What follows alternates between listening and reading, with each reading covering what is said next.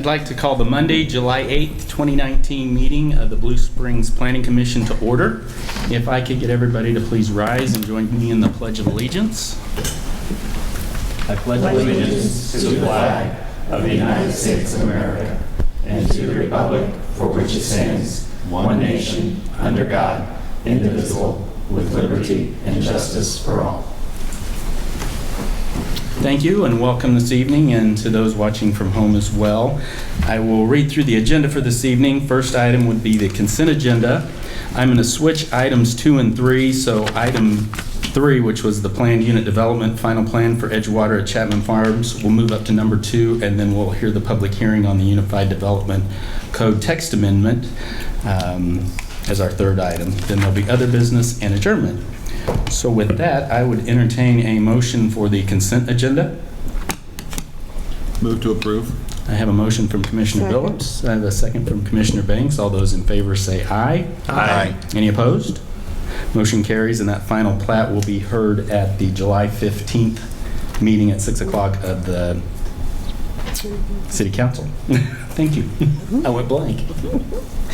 So item 2 will be planned unit development final plan for Edgewater at Chapman Farms, and Mr. Wright is going to present that. Thank you, Chairman Graham. And before you this evening is a request for a PUD final plan for Edgewater at Chapman Farms. The subject property is located on the west side of Southwest 7 Highway, on both sides, north and south of Southwest Green Meadow Drive. The PUD final plan covers approximately 38.3 acres and includes 173 single-family residential lots and 15 common tracts. The final plan is in substantial compliance with the approved PUD concept plan, which was approved in March 2019. Edgewater Chapman Farms is proposed to be developed in 3 phases, with infrastructure for the first phase anticipated to be completed in the fall. First phase will include 76 lots and 9 tracts, which will include the neighborhood pool, which is designated as Tract E on the plans.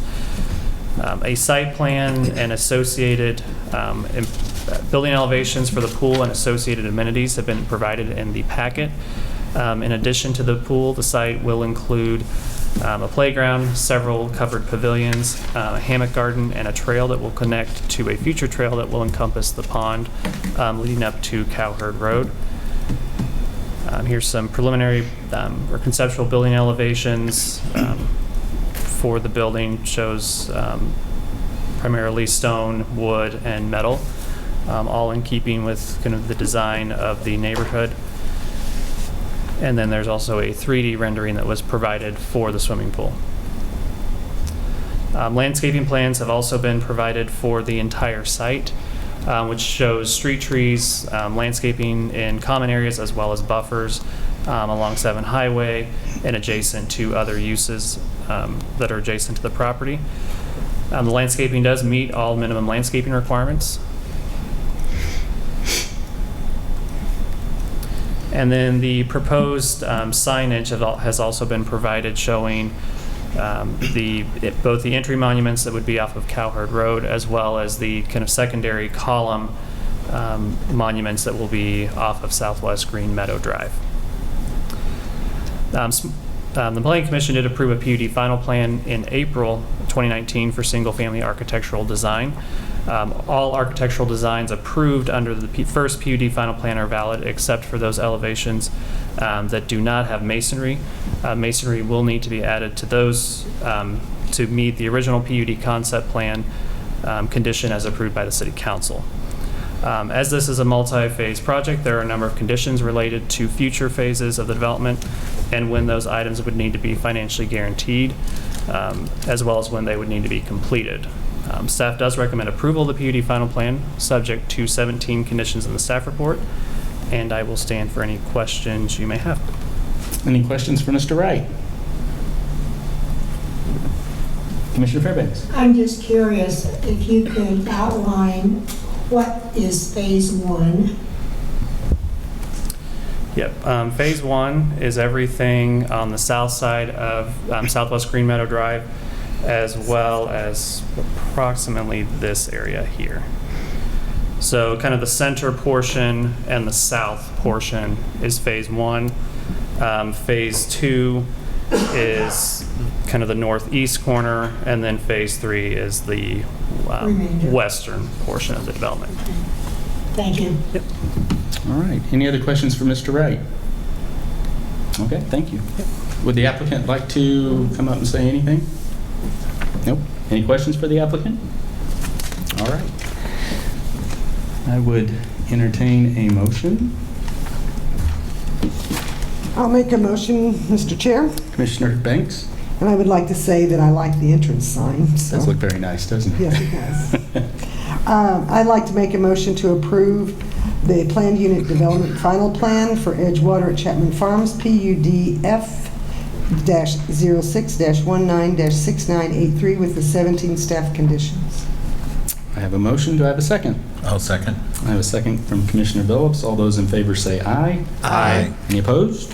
All right, motion carries. That brings us to the public hearing for the Unified Development Code Text Amendment UDCT 06196984. I will open the public hearing, and I will ask our city attorney for exhibits. I offer the following exhibits into the record. Exhibit 1, staff report with attachments. 2, affidavit of publication in the Examiner on June 22, 2019. 3, application with attachments. 4, Title IV Land Use Section, Blue Springs Code of Ordinances by reference. And 5, 2014 Comprehensive Plan by reference. All right, thank you. And Mr. Mallon, you're going to make the presentation. I am. Thank you, Commissioners. Tonight, we have the second round of Unified Development Code text amendments related to medical marijuana. The reason that we are back before you this evening is that the Missouri Department of Health and Senior Services adopted their final rules for the medical marijuana industry on May 29th. And so as a result of that, we need to make a few minor adjustments to the medical marijuana ordinance that was passed recently by City Council. In addition, since that time, we've also heard from other interested parties about further amending certain sections of the UDC related to medical marijuana, and so we're bringing those before you this evening. I will bring these up here real quick. So in a quick summary, and then I'll go through specifically what we're doing, we are adding to the UDC a medical marijuana transportation facility as a land use, and then establishing which zoning districts that land use would be allowed in. We are amending the zoning districts in which a medical marijuana testing facility would be permitted. We are adopting special use standards for medical marijuana transportation facilities, amending medical marijuana, or adding special use standards for medical marijuana warehouses, and amending previously adopted special use standards for our general medical marijuana uses land use. We are proposing to amend the Downtown Development Code to further allow medical marijuana than was previously adopted through City Council. And finally, we are adopting a set of relief standards, or a relief process, appeals process, if you will, through which modifications or appeals or alternatives to the special use standards in the code can be sought. And I'll explain the reasoning behind that when I get to that. So it's generally those 5 elements this evening. Previous to tonight's meeting, the Downtown Review Board reviewed these proposed changes on June 27th and recommended that they be passed unanimously. In addition, the Development Advisory Commission reviewed the proposed amendments on July 1st and also recommended, it wasn't unanimous, I believe it was a vote of 3-1, to approve the proposed ordinance as written, with one minor change that staff brought up during that meeting, which I'll get to in a second. But those were the previous actions before this evening. So the specific amendments are before you are to as I mentioned, add a medical marijuana transportation facility, and to provide a definition for that. It is a facility certified by the Missouri Department of Health and Senior Services to transport marijuana to a qualifying patient, a primary caregiver, a medical marijuana cultivation facility, a medical marijuana infused products manufacturing facility, a medical marijuana dispensary, a medical marijuana testing facility, or another medical marijuana transportation facility. So in essence, this is a standalone medical marijuana business that is engaged in the transportation of marijuana from one place to another. That's not associated with either a dispensary or a cultivation facility or any of the other medical marijuana facilities that we've previously adopted that don't have a transportation component. All of those do have some sort of transportation component in there, in that a dispensary can deliver to a qualifying patient. These are a wholly separate entity that's not associated necessarily with one of those. And so because the state allows for that, we need to allow for that in our zoning code as well. So we have proposed to allow that in the regional commercial zone, the light industrial, and the heavy industrial zoning districts. The thought being is that the light industrial and the heavy industrial were the zoning districts in which the bulk of the medical marijuana facilities were allowed. The cultivation, the products, manufacturing, testing, and so we thought that would be the best spot for this, in addition to the kind of industrial nature of potentially having a lot of trucks or delivery vehicles associated with that use, as well as including the regional commercial zone. Due to that, the presence of that zone throughout the city, primarily along the arterial streets and the interstates. That would be the medical marijuana transportation facility, and we're proposing to also adopt special use standards for those, which I'll get to here in a minute. We're also proposing to further allow the medical marijuana testing facility in the general business zone. When we brought this before you the first time, we had originally proposed the medical marijuana testing facilities to only be in the light industrial and heavy industrial. An amendment at the city council meeting from one of the council members proposed to allow that in the regional commercial zone as well, due to the nature of the business being almost like a chemical laboratory, testing facility, Quest Diagnostics, if you will. Very nondescript type building. They don't really want you to know that they have marijuana there and that they're testing it there. And it also brings with it a number of high-paying jobs. And so the idea was to open that up in terms of zoning to other portions of the city where it made sense, primarily along the major arterial streets and interstates. After looking at it again, staff didn't think that just allowing it in regional commercial went far enough, because we have a lot of general business zone throughout the city in areas along 40 Highway and South 7 where there's office buildings and office uses. And this type of use, a medical marijuana testing facility, we believe would be very similar to that type of use. Any kind of office or medical office use, they would just be doing stuff there, testing marijuana for potency, kind of like I said, a chemical lab. And so we've proposed to even further try to make the city appealable to somebody wanting to open a testing facility in the city by allowing it in the general business zone. I will come back to section 4. So section 3, or section 5 as it is here, is the special use standards. These were the special use standards under 405-050A 38, which we titled medical marijuana uses. And we intended this to kind of be a catch-all for any type of use that we didn't contemplate, but some sort of land use that would have medical marijuana associated with it. And when we wrote this, we left out the word "not" in the first line. So it used to read medical marijuana uses, including dispensary, testing facilities, infused products, and cultivation facilities. So we, in essence, just copied what we had previously done. And so that was a mistake. but not one that we felt comfortable bringing forward as a Scrivener's error, if you will, because it really, if we were to say that, it would have changed the entire meaning of it. And so we felt it better just to amend it as part of this second round of amendments. And so we're proposing to include the word "not." And so these are medical marijuana uses that don't include the other medical marijuana uses that we have in the code, such as the dispensary, the cultivation facility, the testing facility, the new transportation facility that we're proposing to add, and the infused products manufacturing.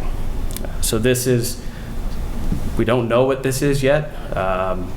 It could be any number of things, but this is kind of just, if something comes in that's related to the medical marijuana industry, and staff feels and the state rules feel that it should have the buffers and the setbacks applied to it, then we would lump that under this land use category. So it's kind of a safety net for us, if you will.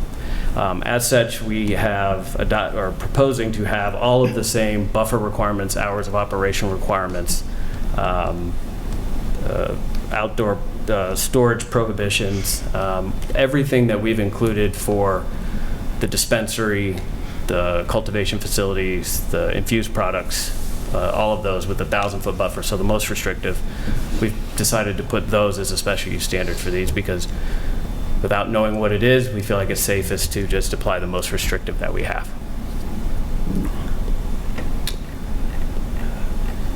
The next amendment would be to provide specifically for a special use standard for the medical marijuana transportation facilities through a new section 405-050A39.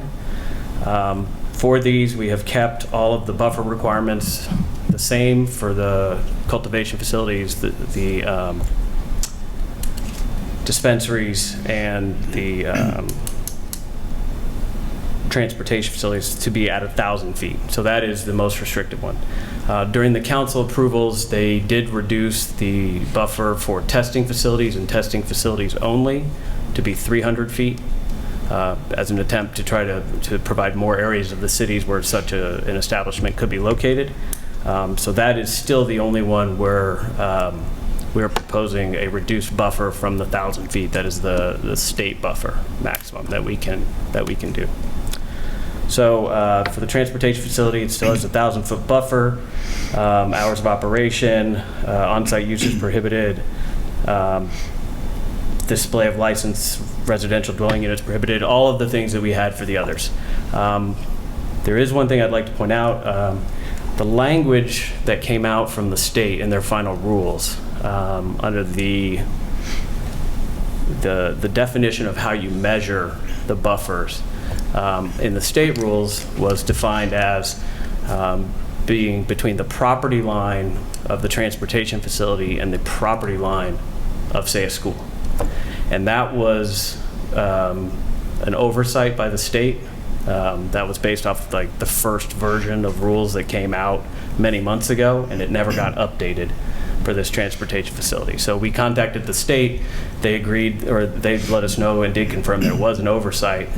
And so we brought this up during the DAC meeting and said, if we can get that confirmation, we'd like to have the distance measurement calculations be the same as it is for all of the other medical marijuana uses in the code, so that we're not penalizing somebody because the state made a mistake, and so that it's easier on staff to know the demarcation points when we're trying to measure things. We don't have a different measurement for this one type of use.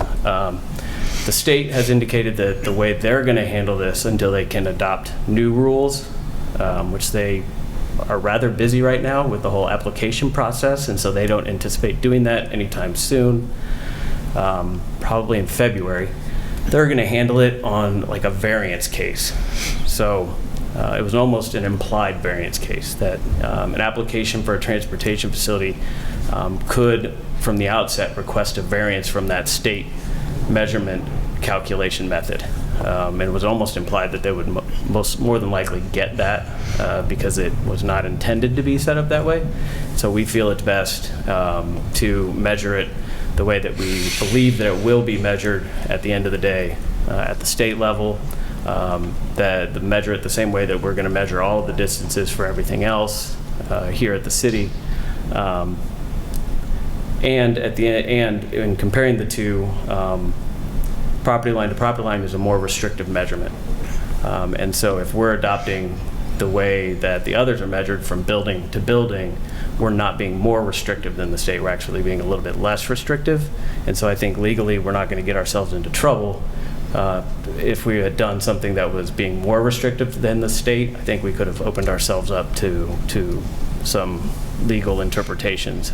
So we're not doing that. I just wanted to confirm that. So that is one difference between what was taken before the DAC and tonight, but we did discuss that with the DAC, and they said that, yes, if we did confirm it, then they were okay with us changing that language and bringing that forward before you this evening. All of the other special use standards remain the same. Ventilation system, site plan reviews, video surveillance requirements, and architectural standards. We're also proposing a new medical marijuana warehouse land use under 405-050A. This is something else that kind of went under the radar in between the draft rules and the final rules at the state.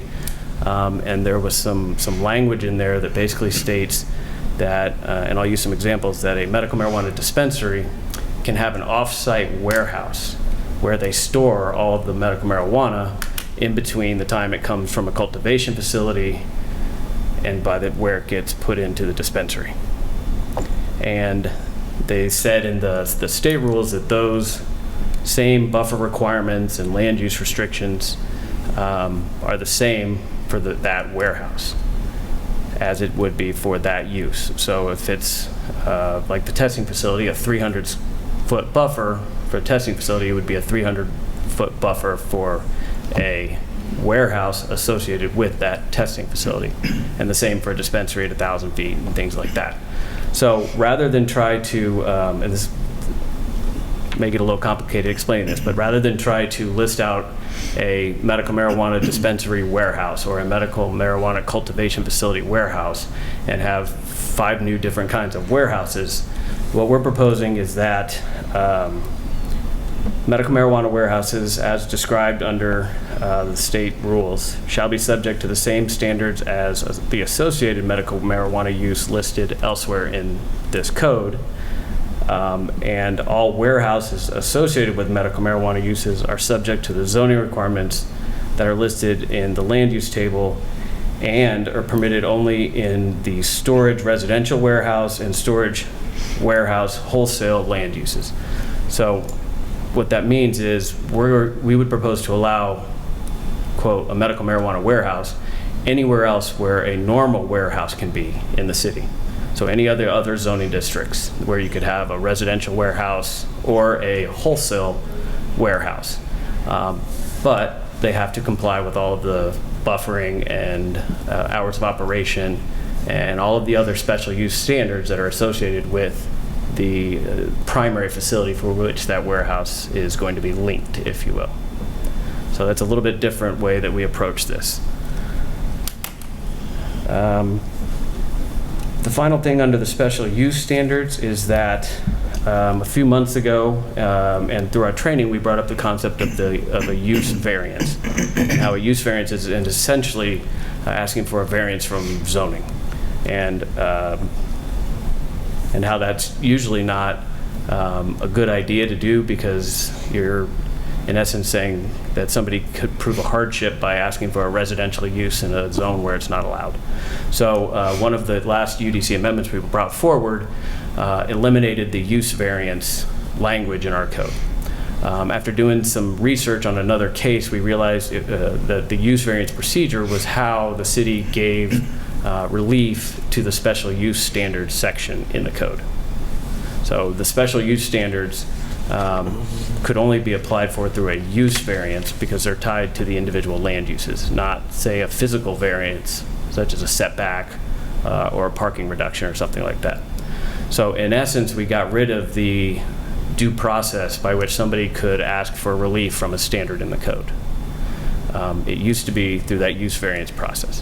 What we're proposing is to put that back in, but not utilize the variance process, but rather utilize the conditional use permit process. So what we're proposing is that exceptions to these standards, and by these standards I mean all of the special use standards that are in the code for all of the uses that have special use standards, not just medical marijuana.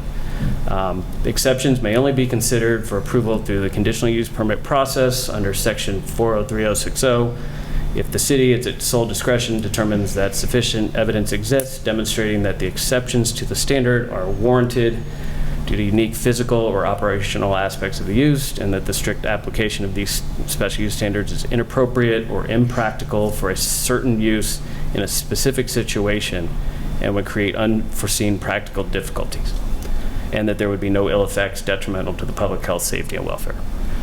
So in essence, we've changed it from being a use variance process that would go to the Board of Adjustment, and it would have to go through the conditional use permit process, which would become before the Planning Commission, and then subsequently could be appealed to the City Council.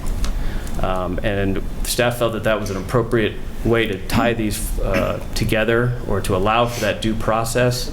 We looked at some other cities on how they do that, and found some other examples of cities that if you ask for exception to the code from a use or a special use standard, that it's done through the conditional use permit process. It comes before the City Planning Commission or City Council if it's appealed, and then that way there's certain conditions that can be imposed upon that application, and that they're, relative to the site or the operational aspect, and that we felt that the Planning Commission would be maybe a better board for making that decision than looking at it strictly as the Board of Adjustment would, which is you have to have a hardship. That hardship can't be self-imposed, and there has to be something unique physically about this property. These special use standards are intended to provide another layer of land use regulation above and beyond what is typical. So it's not just, if you meet the setbacks, if you meet the height, you can go there. It's operational standards, such as hours of operation, are often in there. The type of parking material that somebody can park on, and I'm using like a used car lot, for example. Those areas where those cars are parked have to be paved. So that's one of the special use standards. So if somebody were to ask for a variance from that, it'd be very hard to prove that there's a hardship, because they could actually design the site so that that parking would be paved. And so taking that through the Board of Adjustment may not result in any relief, or may not be the most appropriate way to handle that. Through the Planning Commission, staff could look at that and see if there's other mitigating factors, and then thus conditions that staff could put on it and the Planning Commission could put on it to help offset, or kind of as a trade-off, or if you don't want to do, or if you can't meet this standard because of the way the lot's set up or how your business operates, then you have to do this in order to offset that. And we thought that that was best done through the Planning Commission. So that's kind of a little bit separate from the medical marijuana stuff, but because we're doing this at the same time, we felt legally we need to have that due process option for somebody to be able to appeal a staff interpretation or decision, or a standard, ask for relief from that, and so that's why we're bringing that before you this evening.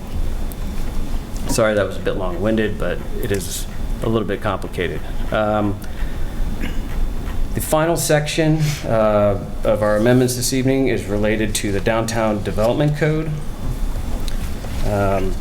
The Downtown Development Code, we had a meeting with the Downtown Review Board in between. So we had originally adopted medical marijuana, or the first ordinance on May 20th, but then we split the ordinance with the stuff related to Downtown Development Code out to the June 3rd meeting, so that we could take and present this to the Downtown Review Board, because we had failed to do that.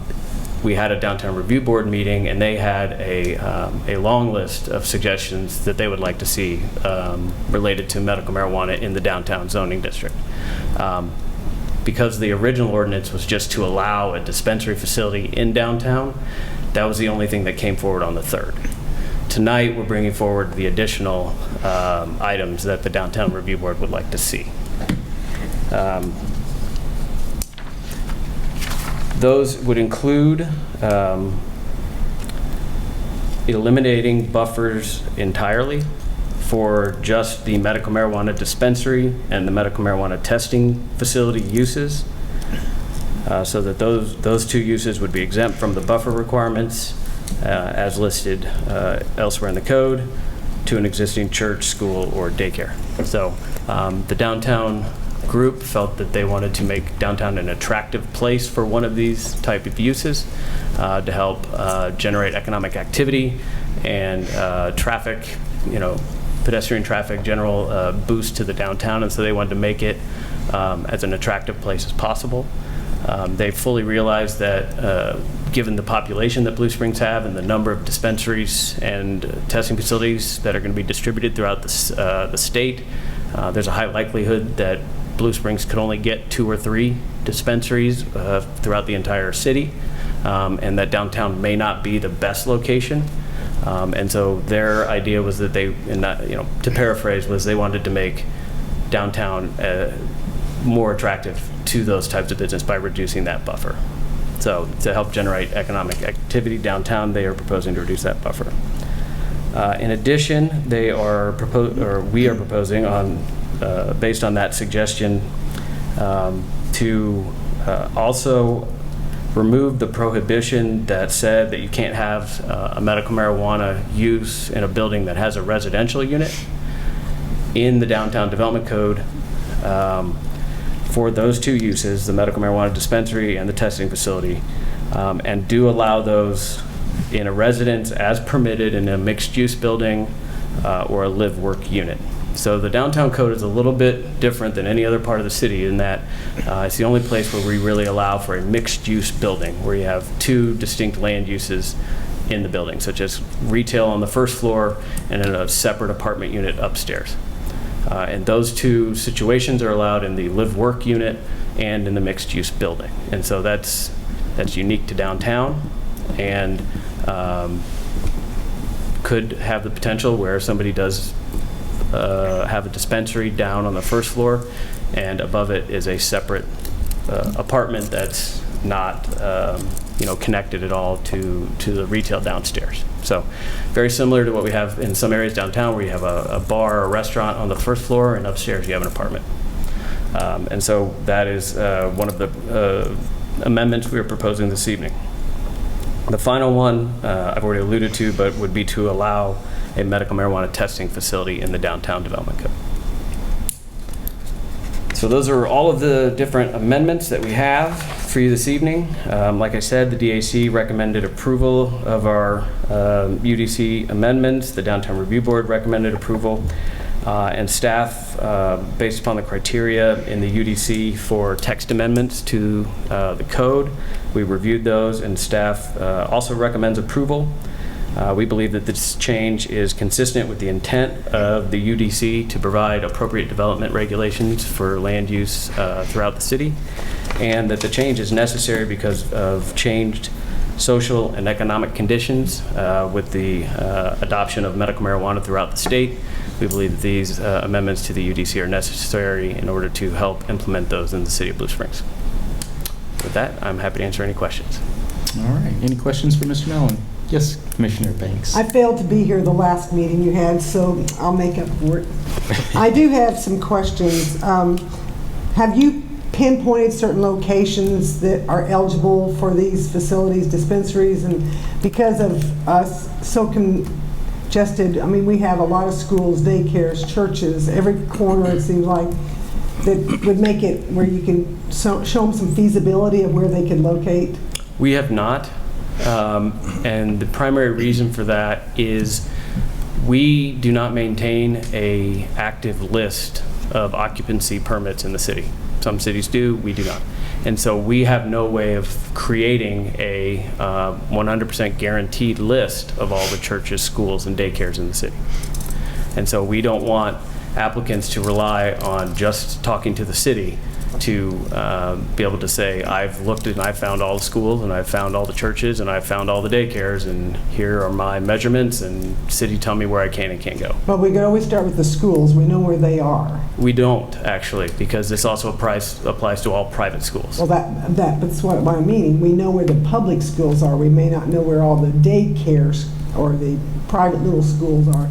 Well, I just thought I'd ask you. Yeah, So we haven't done that. we've kind of, no, we've taken the approach of, at least initially, that when somebody asks a commercial real estate broker or an applicant looking to get a medical marijuana business up and running, a lot of them are asking for that type of information. Tell us where all the schools are, tell us where all the churches are, and confirm that the way I measured it is correct. Well, that's not something we want to take the responsibility for, because they, in turn, have to do their own due diligence and provide that information to the state. Okay, I have another question.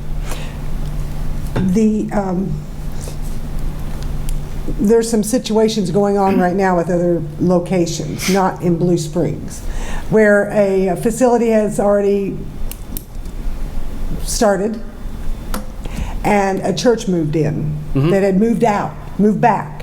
Have we considered what we're going to do? The state can issue a emergency waiver, I understand, in those circumstances. I don't know what we would want to do if they weren't there and then all of a sudden the church moves in knowing that facility. Maybe they don't even know the facility's there. Right. What are we going to do? We are determining that the buffer, that's something that they have to prove to the state and meet the definition of what a quote-unquote then existing school, church, or daycare is. And under the state's rules, it's that is determined at one of 2 points in time. The time when you submit to the city for zoning verification. No, I'm talking about after the facility's there and then a church comes in. I know, I'm getting to that Okay, point. all right. So it's either at the time of letting us know and asking for a zoning verification, or at the time they make an application to the state, that kind of sets time still, if you will, and won't affect their application for that facility. So that if a church moves in the day after that they apply to the state, that there was no church in that location on the day they applied, then that does not affect that buffer. Moving forward, we would treat it much the way we treat other, like a liquor store or a bar. If a bar is in place and has an active license that's up to date and is being maintained, and a school moves in after the fact, then that bar can continue in existence, can continue to have its liquor license in perpetuity as long as they maintain it and don't let it lapse for any reason, regardless of whether or not the school is inside that buffer. Okay, on section 5, and I gather it's 6 as well, on page 2 and 3. Down on E, on both of them, you have hours of operation, where it says all medical marijuana businesses shall be closed to the public, but the public are going to be the ones coming in for their prescriptions. I don't know if you mean to specify that it's going to be those with medical prescriptions, but they're public too. Are you just meaning that they can't come in lottery or? Yes, that was a condition of approval at the Planning Commission. Okay, well, I wasn't here. So. Yeah, it was a condition of approval recommended by the Planning Commission to limit it from 8 a.m. to 8 p.m. Well, okay, but here, I'm not done yet on his. And it says, no persons not employed by the businesses shall be on the premises, and no sales or distribution of the marijuana shall occur upon the premises or delivery from the premises between the hours of 8 p.m. and 8 a.m. Are we setting their hours for them? Yes. Okay, so if I want to go in and we open at 8, I can't be there until 8.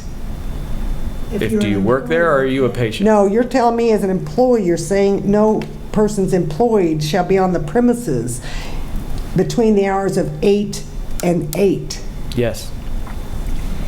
So I have to set my hours according to your hours you're setting for my business. Yes, the feeling. So I can't stay after 8 o'clock and clean up or The feeling anything. was that these businesses should only be open from 8 to 8. Well, most of them aren't anyway, so. And that was it.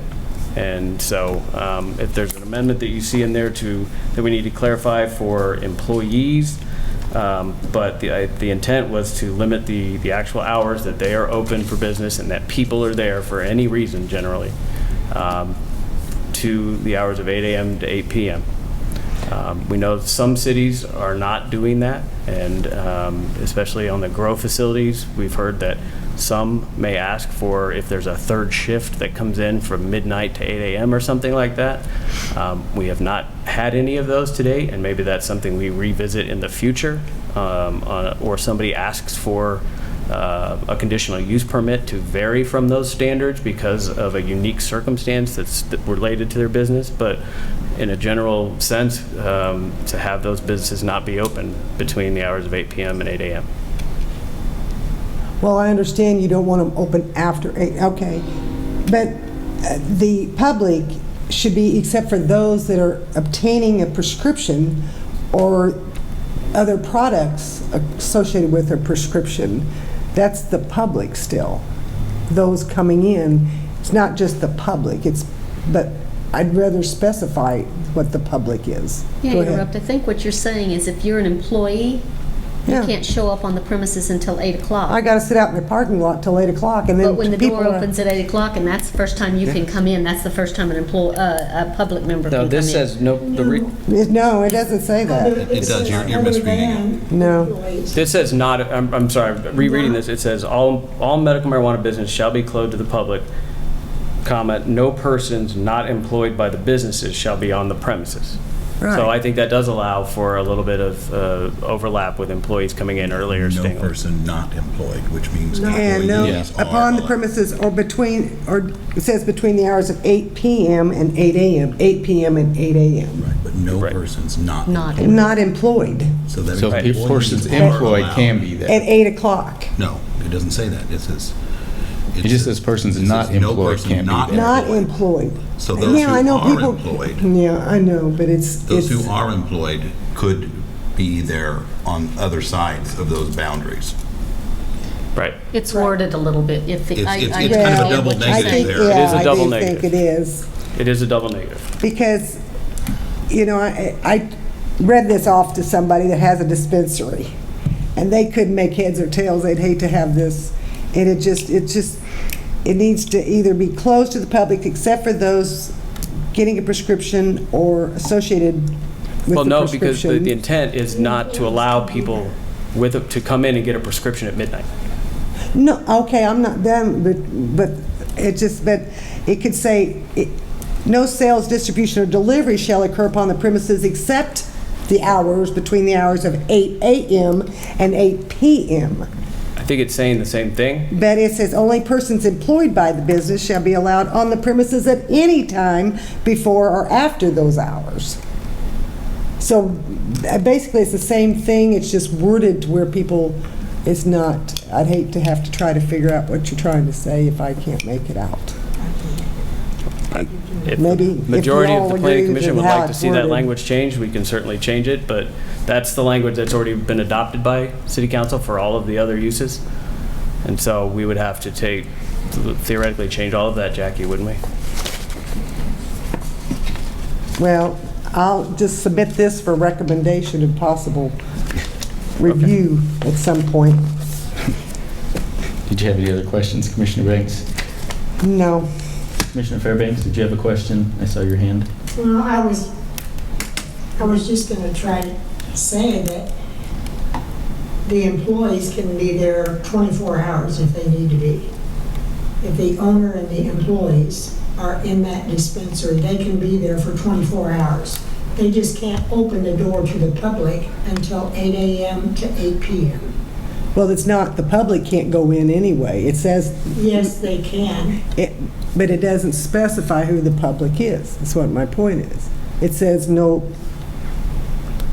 it says, They can go in, but they're Shall not be going to be able employed- to shall buy be close product to the unless public. they have the proper Right. credentials to do so. Yeah, and my understanding is that you're not, So I don't the general think it needs public to. isn't even going to be allowed in these stores well, they're unless selling they have a other card items. that so- says, yeah, but they're not even going to be allowed in there. That the way Yeah. I understand it, how they're going to operate is, from what's been told to me from industry trade association, is you're going to walk in and there's going to be a little foyer like you have right here, the public safety building, where you have a double set of doors. We come in one set of doors and then there's another set of doors. And in between that set of doors, if you will, is going to be somebody checking for those certification cards. And so And you're then not they're going to be able. not, that's kind of like a holding area. They're not Yes. let out of there until they're taking Yes. into the actual You're not allowed facility. into the facility unless you One have at a a card. time or That's however what, they see. you're assuming that's how they're going to have it set up. Well, I that's how I've believe heard that's how the security majority of them measures are have set been up. written in the state rules. Now, if they get in trouble for not doing that, then that's on them and they can lose their license. That's for them to go get this dispensary part of it. But yeah, if you want to go buy other products, say, you can still get in the door. no, I'm saying under the state rules, you cannot. Okay, All right. thank you. Any other questions? I have a Yes, question. Commissioner Stokelberg. But that's something we can confirm. Okay. I have a question about the testing. Yes. Because I don't know what's involved in the testing process, what comes to mind is if you're testing in the same building that a resident is living in, Mm-hmm. you know, because I'm talking about the downtown area, what happens if that blows up? You know, what's involved in the testing process of this? It just seems a little bit dangerous. I'm not sure entirely what's involved with all of the chemical testing, but I do know that the purpose of it is to test for the potency of the marijuana, to be able to distill how much grams of the chemical THC is in it, and to test for the chemical compounds in that. And so any type of chemical lab would have to meet applicable building and fire code standards. And if, for example, they determined that was to be a hazardous use or something like that, then that wouldn't be allowed in the residential zone anyway. But there's prohibitions about being able to use butane or any flammable chemicals in the product manufacturing. So I am aware of the state having taken for that. To be honest, I don't necessarily see a whole lot of testing facilities coming to downtown in a live-work unit, if you will. However, we're opening it up to that, and I We just are. didn't know what's involved in that, and Yeah. are they burning something? Are they, and all of a sudden there could be an explosion. I think that puts a whole lot of people at risk, but I've just, without knowing the details of how that operates, that's just a concern as you Okay. were reading and talking, what is involved in the testing. Okay. All right. I don't know, but my assumption would be that it wouldn't be any more dangerous than someone cooking in a restaurant, where you've got gas stoves and open, to me, that would be just as hazardous to live above that as it would be to have a small butane burner heating up a small sample of marijuana. Yeah, without knowing what all's involved, that's the only reason I was asking, and I don't know, does that, as you're burning that, testing that, is that putting off fumes to They have the... Well, they have ventilate. ventilation standards they have to meet, so that would take care of that. It's not like the meth chemicals. Well, maybe, see, and I don't know that either, I've always It's heard not near, no, ma'am. nothing to worry about like that. No. Commissioner Fairbanks, did you have another comment? Yes, I did. I am not in agreement with exempting the standards in the downtown business district as a percentage of the total businesses in the Blue Springs community. I think that would be giving them a distinct advantage that I don't know that they should have, because they're not a majority of the businesses. And I think that other businesses would look at that and say, well, why are they getting special treatment? And so I do not agree at all with no buffer requirements in the downtown area. Okay. Can we hold questions for Mr. Mallon right now, and we'll hold comments like that Okay. for our open discussion? Are there any other comments for Mr. Mallon? Or questions, I mean? Okay. Thank you, Mr. Mallon. Okay. I realize I have nobody in the gallery. Well, one Well. person. One person. Oh. Would you like to speak in favor? Is there anybody that would like to speak in opposition? All right, seeing none, I'll bring it back up here for any other comments on the record. Anyone? Mr. Chairman, Yes, Commissioner Casey? just want to jump off of what Commissioner Fairbanks was talking about earlier in terms of creating a different set of rules for downtown versus everywhere else. I'm on the side where I'd like to see a little bit of a reduction in the buffer across the board. So I may not quite agree with her on if your solution would be to not have this kind of restriction. I think it's a good thing for downtown. And my question is, why are we still insisting on this buffer that's overly restrictive, in my opinion, at least, for other areas of the city? So I would kind of throw it to the commission to see if maybe we would consider looking at those buffers again. I was happy to see that the city council did reduce the buffer for testing, but we didn't really touch it for any other area yet. So that might be one way to kind of help even this out a little bit, is look at reducing that buffer. Okay, thank you. Any other comments, questions? Yes, Commissioner Phillips? As the local downtown representative, I think the downtown district already has, because of its downtown zoning, a separate set of rules. So it already is, I don't want to use preferential, but it has a different set of rules. So we're not creating something different by giving it a different set of rules than the rest of the city. It is preferential if there's no buffer. Well, it could be considered preferential unless you were anti-medical marijuana, and then you might think it was, I don't know. There's other ways of looking at it depending on which way you're coming at it, but there already are different rules for downtown, and this is just a continuation of that. All right. I'd like to say Yes, something about Commissioner Riggs. downtown. The one thing I think I see about downtown is they don't really have a choice. They're not where they can buffer themselves because their buildings are right next door to each other. So I don't see how we can make them have a buffer as much as a business outside that has where they could have a buffer. Downtown doesn't really have a choice in some ways. Well, but there's always strip shopping centers where building is into different sections and different businesses are in the different sections, so they're right next to each other too. I don't think that, to my line of thinking, is not a valid.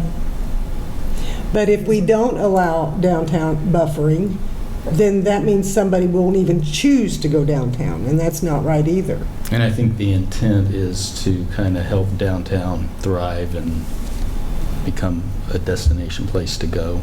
But if Blue Springs is going to be my choice to bring one of these, which it's not, I'm not involved, but I would like to have the option of where I go. And if we put one more restriction on, especially downtown, then that means I couldn't even come downtown if I wanted to even be downtown. I think it might be a great thing to bring that business there, but then I'm restricted to where I'm going to go in Blue Springs and eliminate Blue Spring downtown then. I couldn't even choose. We're assuming that we're going to be inundated with applications. No, I know people that are 20 bringing them in, dispensaries. but I mean, not here, but, you know. Commissioner Phillips? I think there has been some confusion when we talk about buffering. The buffering isn't between individual marijuana locations. So there could be two marijuana locations side by side, as long as they each met the buffering from the schools, churches, and daycares. Right. And so some of the discussion I hear sounds like we're talking about we have to separate the marijuana units, and we don't. That's not anywhere in the city. No, I did not indicate. Okay, but No, I that. think she's just talking buffers But between I do hear schools, that in some of the daycares. conversation is that they're talking about we can only have one downtown because they're too close together or something like that, and that's why we have to eliminate the buffering. That's not why we're looking to doing. No, I'm not addressing Okay, that. I'm glad that's not. I just, like I said, I want to make sure that that's not part of the confusion. Right, no, I'm not confused. Okay. Any other comments? Okay, seeing none, I will close the public hearing. And for there's no further discussion, I would entertain a motion.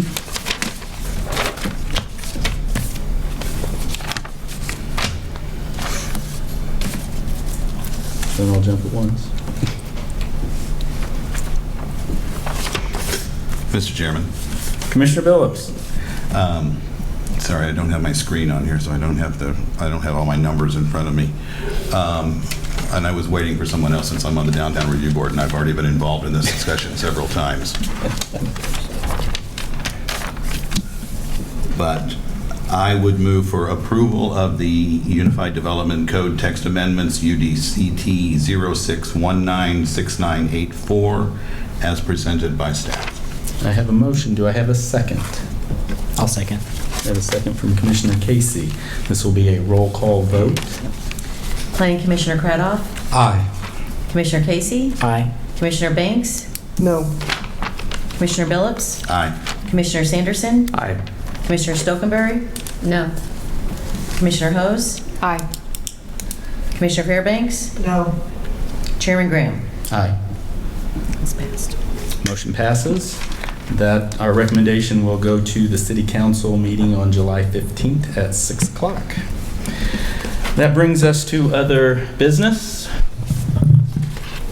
Mr. Mallon? Yes, thank you. Anything? The next meeting that we currently have scheduled is July 22nd. However, we did not receive any applications for the cutoff for that meeting, Okay. so we do not have anything to bring forward to you that evening. So unless we just want to come look at each other, I could entertain a motion I'll make to a motion that we cancel. What is that, July 22nd? July 22nd, yes. I have a motion from Commissioner Banks to cancel the July 22nd meeting. Do I I'll have a second second? it. I have a second from Commissioner Stokenberry. All those in favor say aye. Aye. Any opposed? We don't get We to will do not be those. here July 22nd. Any other business?